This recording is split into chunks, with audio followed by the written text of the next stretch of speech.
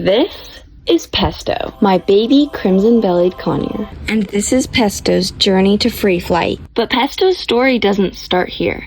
And he didn't start looking like this either. His story starts years before I ever held him in my hands. I wanted a bird for 4 years before I finally got Pesto. 4 years! At one point, I even almost became a falconer. I had a sponsor lined up and was studying for the exam. But the more I thought about it, the more I realized something.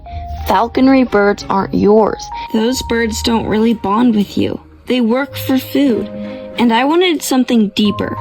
Then I discovered 2 free-flying macaws, Mikey and Mia, and seeing them choose to come back to their people sealed it for me. So I decided, okay, I'm gonna get a macaw. I actually put money down for one, but it turned out to be a scam. Honestly, it was the biggest blessing in disguise because I wasn't ready for a macaw. So instead, I spent the next 2 years doing nothing but learning.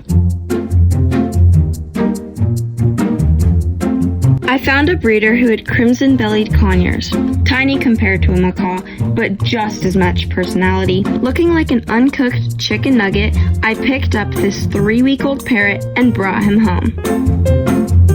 I was completely scared because I had to hand feed him. If the formula is too hot, it could melt their crop, but too cold could also kill them, and it could easily go into their lungs and drown them if not done properly. So it's 4 a.m. and this is the sound she's making.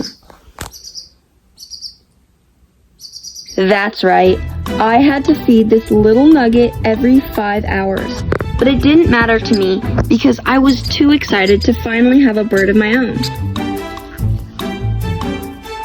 Pesto had become a very eager beggar and cried non-stop, 15 hours a day.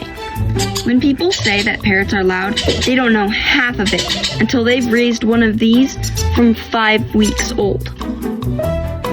He was finally ready to start recall when he started throwing himself at me.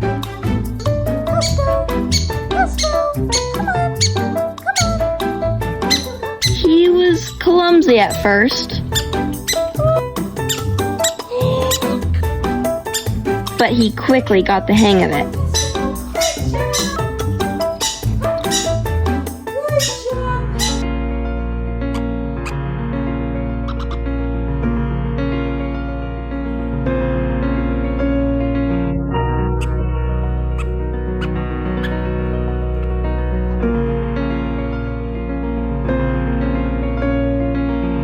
Weaning, the challenge I was too happy to embrace. Finally, this baby squeaking would be over. Putting together meals for Pesto to discover was fun because he wasn't picky.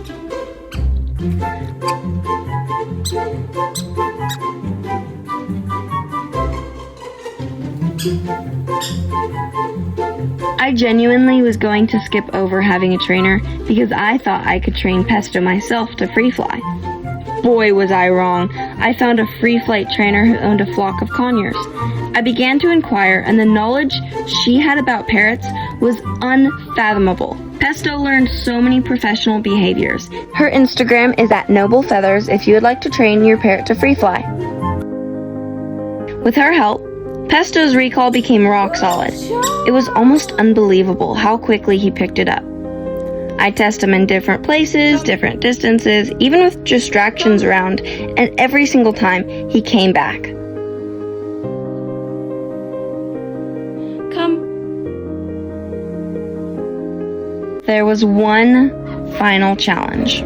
Training in a batting cage.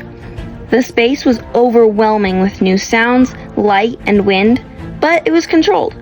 The perfect in-between step before true free flight. At first, he was very overwhelmed, but after training here for days, there was no doubt in my mind. He was ready. Ready for the moment we had been working toward since the day I brought him home.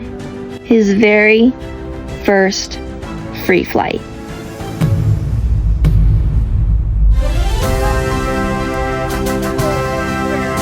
So, this is Pesto's story. From a dream as a young teen to a pin-feathered baby bird in my hands to the independent young bird he has become. This is only the beginning of our adventure together, Also, if you want to follow along, you can find us on Instagram at Pesto the Bird. And don't forget to subscribe here, because the next chapter of Pesto's journey is about to take off.